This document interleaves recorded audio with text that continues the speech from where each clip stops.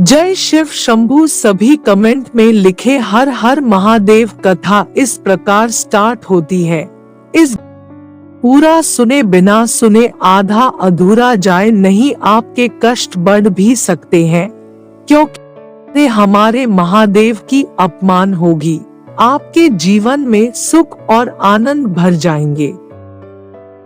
यह कहानी है दो गहरे प्रेमी पक्षियों की जिनका नाम चकी और कबू था।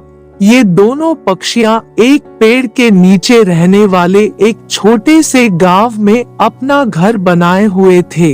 वे बहुत प्रेम से एक दूसरे को देखभाल करते थे और हर कठिनाई को साथ मिलकर पार करते थे।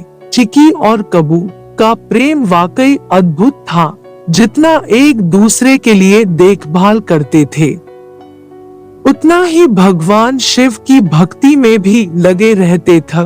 प्रतिदिन सुबह और सांझ को वे एक साथ बैठकर भगवान का ध्यान करते थे और उनकी भक्ति में खो जाते थे। इससे उनके प्रेम में और भी गहराई आ गई और उनका संबंध और मधुर हो गया।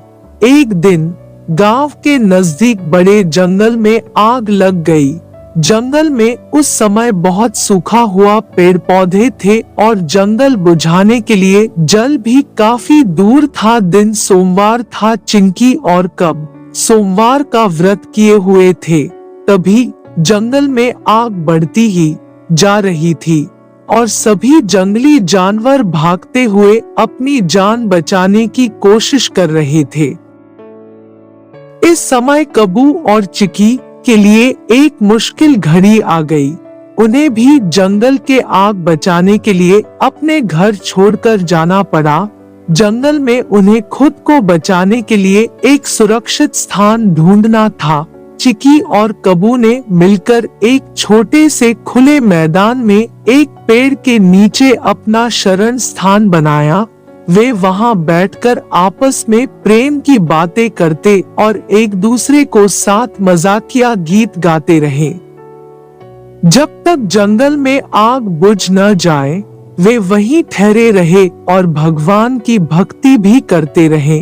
उन दोनों के भक्ति और प्रेम को देखकर शिव भगवान को दया आ गई। उन्होंने उस जंगल में जोर जोर से बारिश करने लगे। बारिश की वजह से जंगल में लगी आग धीरे धीरे बुझ गई और जंगल में फिर से हरा भरा माहौल बन गया। चिकी और कबू दोनों समझ गए कि यह भगवान नहीं उन दोनों की जान की रक्षा की है। बारिश कराकर शिव की महिमा अपरंपार है।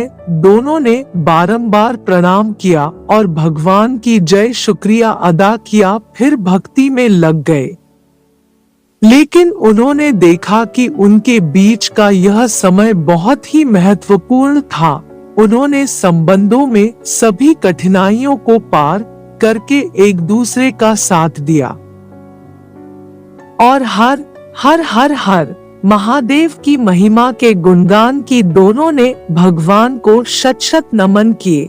और फिर भी उनका कथा सभी को सुनाने फिरते। यही कथा भगवान शिव और कबू की थी। भगवान प्रसन्न होकर दोनों को आशीर्वाद देते हैं। कहते हैं जो भी यह कथा सुनेगा वह उसका जीवन भक्ति में आगे बढ़ेगा। अपने दोस्तों को इन भक्ति में लीन होने की यह कथा जरूर सुनाएं। सभी कमेंट में जय शिव शंभू जरूर लिखें। हर हर महादेव।